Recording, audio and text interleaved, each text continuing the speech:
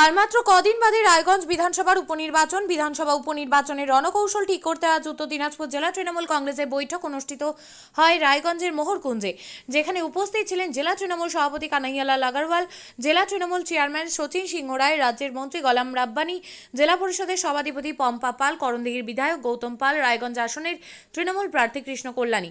জেলা তৃণমূল সভাপতি কানাইয়ালাল আগরওয়াল জানিয়েছেন, আজ আমাদের জেলা বৈঠকের আলোচ্য বিষয়বস্তু একটাই ছিল, এটি হলো রায়গঞ্জ বিধানসভা উপনির্বাচন। সেই উপনির্বাচনে তৃণমূলকে জিততে হবে, তার জন্য কে কি দায়িত্বে কাজ করবেন তা নিয়ে আজ বিস্তারিত আলোচনা করা হয়। কানাইয়ালাল আগরওয়াল আরও বলেন, failure are the pillar of success. 2019 সালে কালিয়াগঞ্জে আমি হেরেছিলাম, পরে বাই ইলেকশনে আবার কালিয়াগঞ্জ জিতে যায় তৃণমূল। লোকসভা নির্বাচনে যে চিন্তাভাবনা করে মানুষ ভোট দেয়, বিধানসভা নির্বাচনে সেই চিন্তাভাবনা উল্টে যায়। মানুষ চিন্তা করে আমাদের এলাকার উন্নয়ন কিভাবে হবে, উন্নয়নের কাজ কে করবে। আজ বিজেপির এমএলএ কোনো কাজ করতে পারবে না, এটা মানুষ বুঝতে পারবে। লোকসভায় রায়গঞ্জে বিজেপি লিড দিলেও বিধানসভায় বিজেপি কোনো কাজ করতে পারবে না। কোনো অন্তর্ঘাত নেই, অন্তর্ঘাত কোথাও হয় না। মানুষকে আমরা বোঝাতে পারি না, সেটা আমাদের ব্যর্থতা। বিজেপির একটা ইমোশনাল ভোট আছে, সেটা আমরা কেউ অস্বীকার করতে পারবো না। 2019 সালে লোকসভা নির্বাচনে কংগ্রেস ও সিপিআইএম এর পৃথক প্রতিদ্বন্দ্বিতার জেরে ভোট কাটাকাটির কারণে বিজেপি জিতেছিল। কংগ্রেসের কোনো সংগঠন নেই, জেলায় মানুষ হেরে শেখে। লোকসভায় পরাজিত প্রার্থীকে বিধানসভা উপনির্বাচনে প্রার্থী করায় কোনো অসুবিধা হবে না, আসল কথা মানুষের কাজ করতে হবে।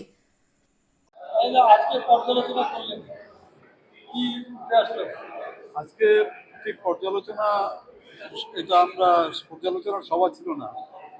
পর্যালোচনায় এমনি কিছু কিছু নেতৃত্ব বলেছেন। আজকে আমাদের জেলা মিটিংয়ে আলোচ্য বিষয় একটাই ছিল, রায়গঞ্জ বিধানসভায় যে উপনির্বাচন হচ্ছে সেই উপনির্বাচনটাকে আমাদেরকে জিততে হবে। তার জন্য কে কিভাবে কাজ করবেন সেই সেই বিষয়ে আমরা আজকে বিস্তারিতভাবে আলোচনা করেছি। হারের কারণ কোনো পর্যালোচনা করলেন? বিধানসভায় যারা ফেল হয়েছে, মার্কস যাদের জিরো, তাদেরকে দিয়ে আপনারা মার্কস জিরো, তাদেরকে দিয়ে আবার বিধানসভা আবার করতে যাচ্ছে, এটা কেমন, কোন মন্ত্র? Failures are the pillars of success.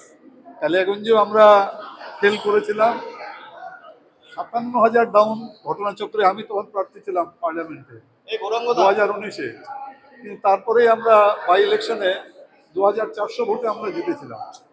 তো মানুষ পার্লামেন্ট ইলেকশনে যে চিন্তা ভাবনা করে ভোটটা দেয়, বিধানসভা নির্বাচনে কিন্তু ঠিক সেই চিন্তা ভাবনাটা উল্টে যায়।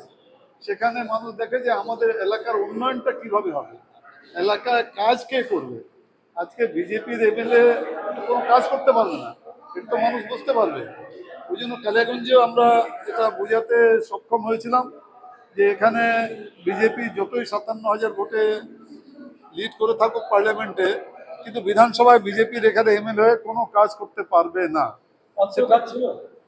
অন্তর্ঘাত নেই, অন্তর্ঘাত কোথাও হয় না, মানুষকে আমরা বুঝাতে পারি না, সেটা আমাদের ব্যর্থতা। অন্তর্ঘাত লোকসভা নির্বাচনে এইখানেই আপনি বলেছিলেন যে বিজেপির কোনো সংগঠন বলে কোনো কিছু নেই, সুতরাং বিজেপি কোনো একটা ফ্যাক্টর না, কিন্তু সেইখানেই বিজেপি একবার ঝড় তুলে দিল রায়গঞ্জে, কি বলবেন? বিজেপির সংগঠনে, সেটা তো আপনারাও স্বীকার করবেন। আসলে বিজেপির একটা ইমোশনাল ভোট আছে, এটা তো আমরা কেউ অস্বীকার করতে পারবো না। বিজেপির তো একটা ইমোশনাল ভোট আছে। আমরা 2019-এর লোকসভা নির্বাচন, এখানে আমরা তখনও আমরা দেখেছিলাম যে এখানে মোহাম্মদ সেলিম দাঁড়িয়েছিলেন, দীপা মুন্সি দাঁড়িয়েছিলেন। মোহাম্মদ সেলিম পেয়েছিলেন 1,80,000 ভোট, আর দীপা মুন্সি পেয়েছিলেন 82,000 ভোট। তখনও আমরা এইবার এই প্রচারেও আমরা বলেছিলাম যে যারা ভোট দিয়েছেন মোহাম্মদ সেলিমকে বা দীপা মুন্সিকে, তারা কিন্তু কেউ চায়নি যে বিজেপি জিতুক, কিন্তু এই ভোট কাটাকাটির জন্য বিজেপি জিতলো। আমরা প্রত্যেকটা জনসভায় বলেন, আমরা কর্মী সভায় কথাটা বলেছিলাম যে আপনারা ভোট কাটাকাটি করে কংগ্রেসকে যদি আপনারা ভোট দেন, তাহলে কিন্তু কংগ্রেস জিততে পারবে না, বিজেপি জিতে যাবে। কংগ্রেস একটা জাতীয় দল, তাকে আপনারা বলছেন ভোট কাটাকাটি কেন?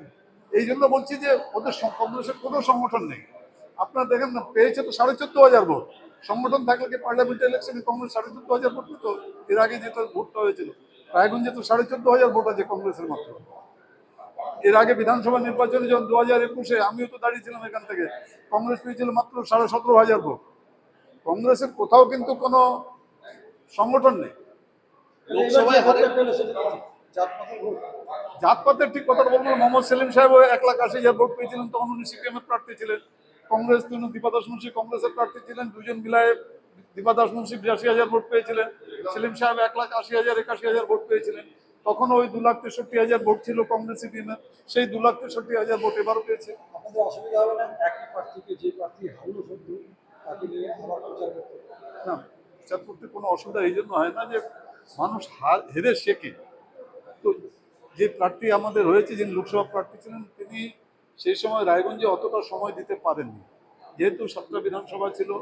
আর ওনার একটা কনফিডেন্স ছিল যে রায়গঞ্জ যেহেতু হোম কনস্টিটুয়েন্সি আছে, এখানে আমি একটু সময়টা কম দিলেও অন্য অন্য বিধানসভায় যদি বেশি দিই তাহলে আমার রেজাল্টটা হয়তো ফেভারেবল হবে। আসলে এখানে ওই রকম কোনো অসুবিধা নেই যে ওই ক্যান্ডিডেটটা রিটার্ন করাতে কোনো সমস্যা। আমরা যত কাজ করতে পারবো, যত মানুষের কাছে পৌঁছাতে পারবো, আজকে জেলা মিটিংয়ে আমরা তাই বলেছি। এক তো আমাদেরকে লক্ষ্মী ভাণ্ডারের যারা প্রাপকরা যারা আছেন, মহিলারা যারা, তাদের কাছে আমাদেরকে যেতে হবে। আমাদের মহিলা সংগঠনকে আমি দায়িত্ব দিয়েছি যে ওনাদেরকে মহিলা সংগঠন থেকে বেশি করে কাজ করতে হবে। কারণ আমি আমার অভিজ্ঞতা থেকে বলছি যে স্বামী বিজেপিকে ভোট দিয়েছে কিন্তু স্ত্রী তৃণমূল কংগ্রেসকে ভোট দিয়েছে। There lot of cases like this, অনেকগুলো কেসেস এরকম আছে। তো আমরা যদি মহিলা সংগঠনটাকে ঠিক মতো করে নামাতে পারি, আর আমরাও যেরকম কালিয়াগঞ্জে যেরকম আমরা নেমেছিলাম সবাই মিলে, সেইভাবে আমরা এবার নামাতে পারি। যদি কোনো জায়গা নেই আমরা নামবই, আর আমরা এই সিটটা আমরা জিতবই। রায়গঞ্জের কোঅর্ডিনেটরদের মধ্যে এখনো সেই আশঙ্কাটা আছে, যেটা প্রধানমন্ত্রী আপনাদের একজন এমএলএ হুঁশিয়ারি দিয়েছিলেন, লিড না দিতে পারলে টিকিট পাবেন না, সেটা ব্যাপার না, সেটা হুঁশিয়ারি দেওয়া হয় না, সেটা prevention is better than cure. ভাই চেষ্টাটা করো এই জন্য ভোটটা আমরা বেশি করতে পারি। তারা বলছে যে এখন তাহলে তাদের রিপোর্ট কার্ড কে পাঠাবে? না, রিপোর্ট কার্ডের কোনো ব্যাপার নেই, সম্মিলিত, this is a collective responsibility. কারো তার আমার এর কোনো ব্যাপার নেই, সবাইকে মিলেমিশে কাজ করতে হবে, তাহলে আমরা রেজাল্টটা পাবো ভালো। হ্যাঁ হ্যাঁ, 100% হবে, নিশ্চিন্ত। আপনি কি জায়গা কিনতে চান? তাহলে আর চিন্তা নেই। 34 নম্বর জাতীয় সড়কের ধারে রায়গঞ্জের নট্টপাড়ায় ঠিক বিপরীতে নিউ উকিলপাড়ায় আজই সুলভ মূল্যে জায়গা কিনুন, গড়ে তুলুন নিজের স্বপ্নের ঘর। তাই আর অপেক্ষা না করে আজই চলে আসুন আমাদের এখানে, দেখে যান জায়গা। মন পছন্দের স্বপ্নের প্রাসাদ গড়ে তুলুন আপনার কেনা এই জায়গায়। তাই আজই যোগাযোগ করুন আমাদের সাথে। আমাদের ফোন নম্বর 8617827851, 6295828881, 8617033767। তাই আর দেরি নয়, আজই আসুন নিজের পছন্দের জায়গা কিনতে। বিয়ে হোক বা যে কোনো অনুষ্ঠান, ছেলেদের আধুনিক মানের পোশাকের বিপুল কালেকশন নিয়ে হাজির গোয়ালপুকুরের সরকার ড্রেসেস। ভালো ব্র্যান্ডের জামা কাপড় নিতে চান? তাহলে আর দেরি কিসের, এক্ষুনি চলে আসুন সরকার ড্রেসেসে। গোয়ালপুকুরের শাহাপুর বাজারে খুলে গেল সরকার ড্রেসেস। ব্র্যান্ডেড জিন্স প্যান্টে রয়েছে কালারের পুরো গ্যারেন্টি। ব্র্যান্ডেড জিন্স প্যান্ট ছাড়াও রয়েছে shirt, T shirt, Punjabi, cargo jeans, cotton pant, half pant সহ যাবতীয় পোশাক থাকছে এখানে। সকল প্রকার কেনাকাটায় থাকছে আকর্ষণীয় উপহার। তাই আজই আসুন আমাদের প্রতিষ্ঠানে। আমাদের ঠিকানা সরকার ড্রেসেস, শাহাপুর বাজার, গোয়ালপুকুর, উত্তর দিনাজপুর।